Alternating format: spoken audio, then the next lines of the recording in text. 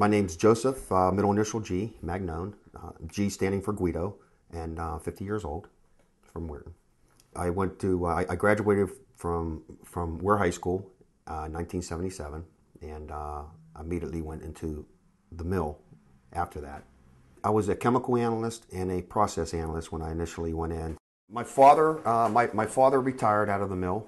He worked at the CA line. My two uncles retired out of the mill. One was in the pipe gang, the other was in the mechanical gang. My grandfather retired out of the mill, so it's basically been handed down from one generation to another. That's basically what was instilled upon us, that you work 30 years in this mill, you're set for life. I bought a house when I was 18 years old, so I was ready to go.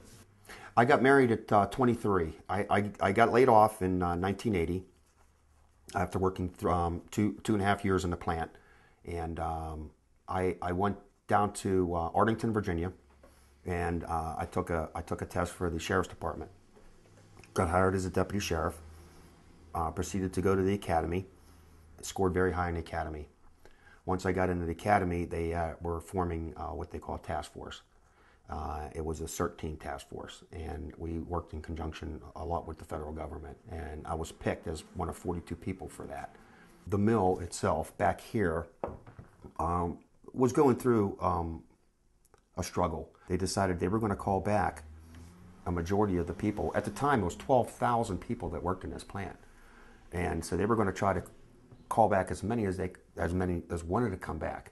So there I was torn. I was working there in Arlington, Virginia. Well, actually, I spent a lot of my time down in Louisiana, Mississippi, Texas, Arkansas. Excuse me, but they gave me a choice, and life's full of choices. You either resign and come back here to be with your friends, your family, and what you've known for years, or you stay there. And I made the choice to come back.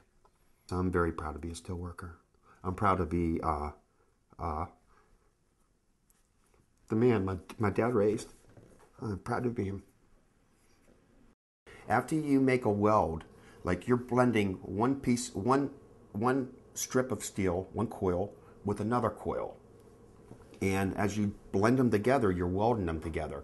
A lot of times the welds don't get cleaned off. And when the welds leave the welder and they go through the series of rolls, whether it be the bridles or whether it be the tower rolls, well, they have a tendency to stick into the rubber rolls, a lot of the weld. So this is what had happened. There was a weld that was stuck in a roll. Well, we used strobe lights to isolate it. We go from section to section to section. Well, I finally had it isolated, and I told them I had it isolated. So my suggestion was shut it down. They weren't shutting nothing down. I was told to go ahead and sand the roll, and when I did that, it was a matter of, I don't know, a millisecond. It smacked me in the side of the head, hit me on the left side of my head, and pinned me up against between the tower and the stick, and it kept beating me. So, and it was quick. It was real quick, and the only thing I remember is spitting teeth out. And there I was laying on the floor, and what do you do, So I got up and the way I was raised, you go back and you keep going and you keep going and you keep going. When I went into the mill on Thursday, I seen John Young, and he couldn't believe it. I mean, I was all swelled up, and he says, "Wow," he says, "that thing must have hit you pretty hard." And I said, "Yeah, you didn't get the report. I mean, I was taken out by the backboard." And he says, "Oh," and I'm thinking to myself, "Where's the communication here? There's no communication. Now I don't know. There's no loyalty anymore." Met with the eye doctor up in UPMC Mercy, and my eyesight's gone. I lost 70% in my left eye for good. I lost all of my hearing in my left ear for good.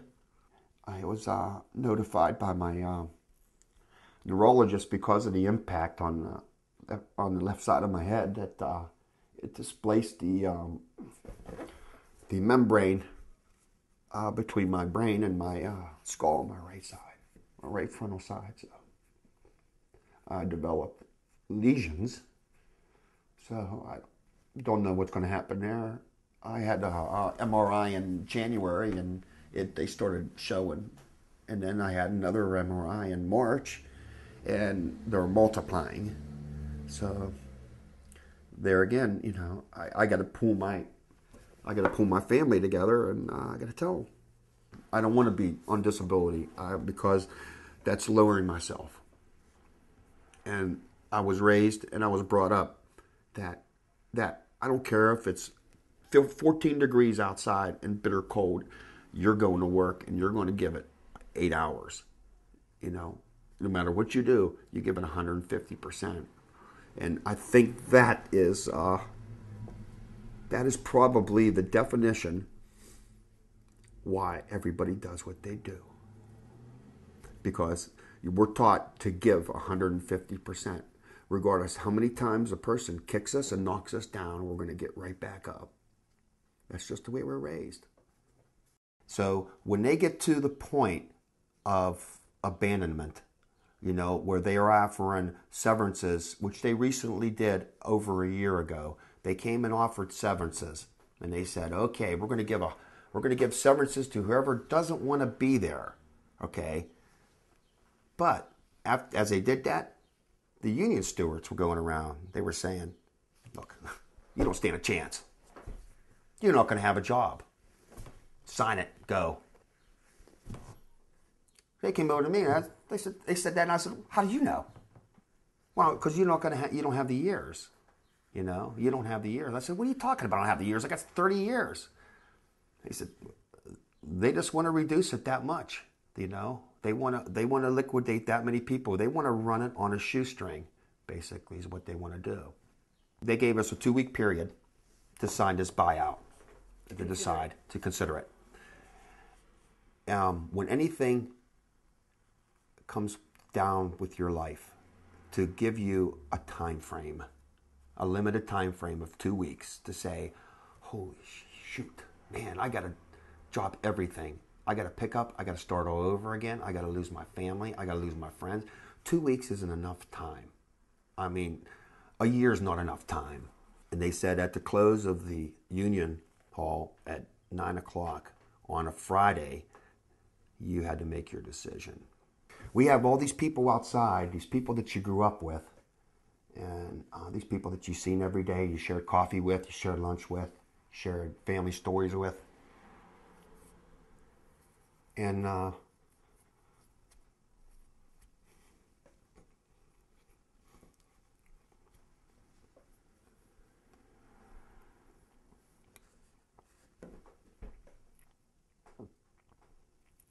they're going from one person to another to decide whether or not they're going to choose to stay. And then you hear people saying, well, you don't need this person, you need me. Very painful to be herded like cattle because the time frame was running out and you had to go up them steps. And you've been in a union hall. Upstairs, they had everything set up in the back room. And they had 2 guys per step. And you have 50 steps to make a decision.